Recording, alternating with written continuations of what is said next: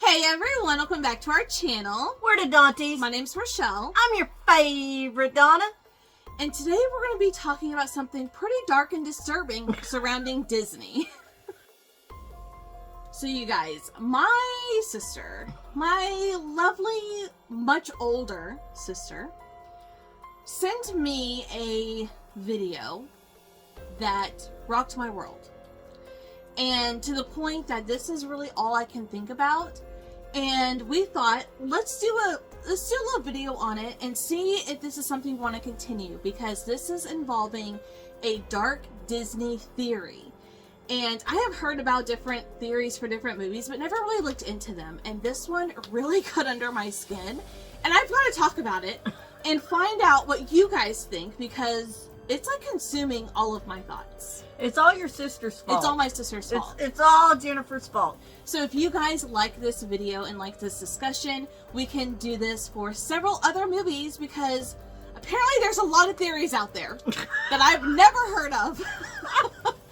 As big of fans as we are of Disney, like, I am so surprised that this has never really come up. Yeah, you were so mad when you first saw this. Well, you were in denial. You said no. So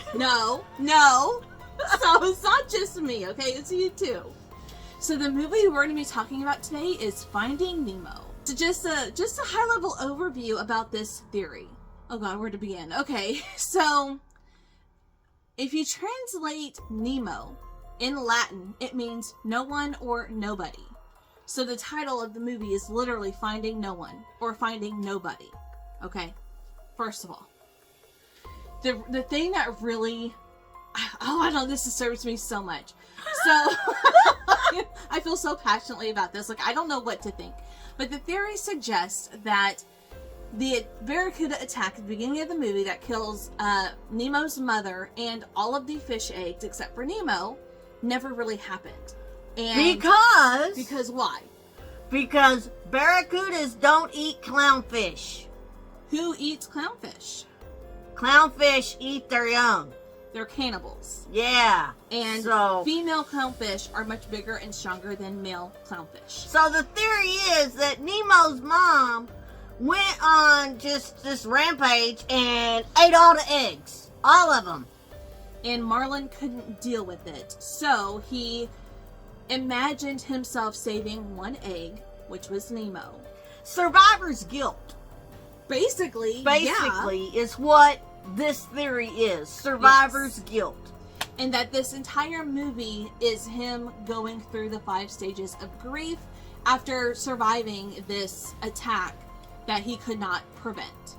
So, as the theory suggests, the barracuda attack never happened, Nemo's mom killed all the eggs, and Marlin spiraled into his grief. And Nemo is just a figment of his imagination. Yeah. So there's a couple of things throughout the movie. So one of them is, him searching the ocean, trying to find Nemo. Because Nemo in the movie is portrayed as being picked up by a scuba diver and taken away. Okay, which we see his side of what he's going through. At the same time, his father is searching all over the ocean, all over the world, trying to find his son. Throughout this movie, he, of course, runs into Dory. Short-term memory loss story. We love her so much.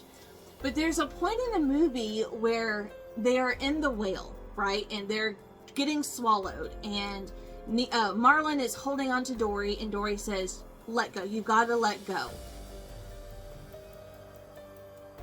And that's kind of like a metaphor. A metaphor. It's a supporting theory to this theory of his grief.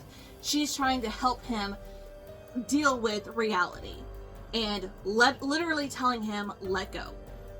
And she says, trust me, let go. He does, and that's whenever they fly out of the blowhole. Mm-hmm, the blowhole.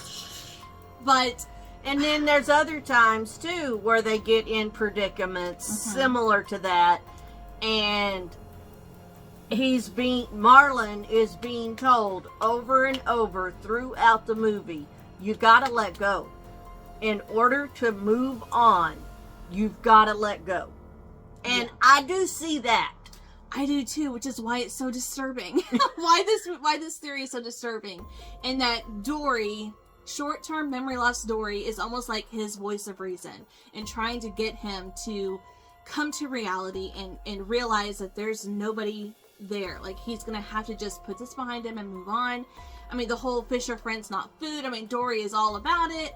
And, you know, Marlin is very aware of the danger. It's almost like a triggered response, right? Because he knows that sharks attack, and Dory is kind of clueless in that aspect. But just have like what is triggering for him, and then there's a point, you know, at the end or towards the end, whenever all of those fish are in the net, and Nemo wants to go in there and help the fish, you know, swim down to break the net.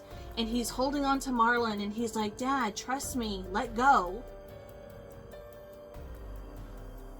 That's just another example of him trying to move through his guilt, the survivor's guilt, and the fact that he could not save any of his eggs. I mean, this is dark. This is so dark, but it makes sense. But then it doesn't, because in the movie we see Nemo. True. But you also got to think about it too, that this is a kids movie, so they're not going to be as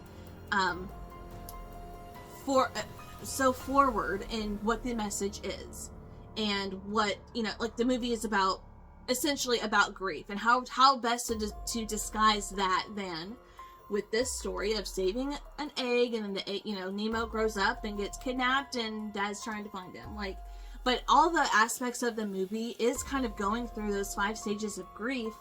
And as an adult, as a dark and twisty-minded adult, you might be able to come up with the undertone of the story and what it's really trying to say versus a child's perspective of a dad trying to find a son. Yeah. I mean, and, you know, like, think about a lot of kids' movies have, like, adult jokes only adults are gonna get, like, they're just kind of disguised in there where it'll go over a kid's head. This is like another aspect of that. But what do you guys think? Do you guys think that Nemo never existed? I mean, why choose the name Nemo if it means no one, finding no one? That's weird, y'all. Right? It's weird. It's weird. It makes you think. It blew her mind. It's still blowing it. The more I sit and think about it and talk about it and talk it out and watch people on YouTube or on social media, like, addressing this theory, it makes you wonder if this is actually true. And I haven't gone on to, like, research if any of the people who were a part of Finding Nemo confirmed or denied any of this theory. Normally they don't.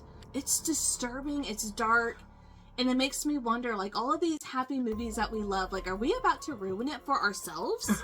If we dive down this dark hole?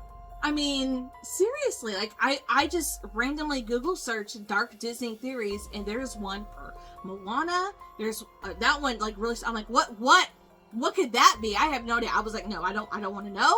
I don't want to know. She sent me the thing and I looked, and you don't want to know. I don't want to know. You don't want to know. But I kind of might want to.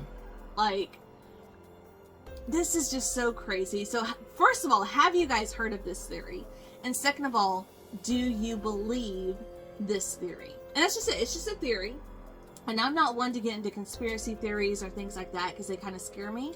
Just like this one. But this one's Disney, so it can't scare me that badly, I would think. Even though it kind of does. Like, what do you think? Do you think that's true? I can see where somebody has watched the movie and they can think that and say that this is survivor's guilt, and he had a psychotic break, and he started imagining stuff. You hear about that kind of stuff. So yeah, it could be, but okay, that's what a theory is, a possibility. It could be. What do you think this is actually true? I think Disney set out to make this movie with that in mind? No, that was not the question. The question is, do you think this theory is true? That this movie is about grief and him moving through the stages of grief, and that Nemo doesn't even exist? Nemo exists. I watch him. That's what I believe. The more I sit on this and the more I think about it, the more I believe it's true. I do believe that this theory is accurate. I don't think it's all of these coincidences. And I don't think, but I also, on the other side, I don't think that the creators set out to disguise this movie in this way. I just think there's too many coincidences for this theory not to be true, but then also not enough coincidences for it to be like set in mind, we're gonna make this story and disguise it as this. I just think a lot of the pieces fall into place, and I think whenever I watch the movie now, I'm gonna look at it very differently.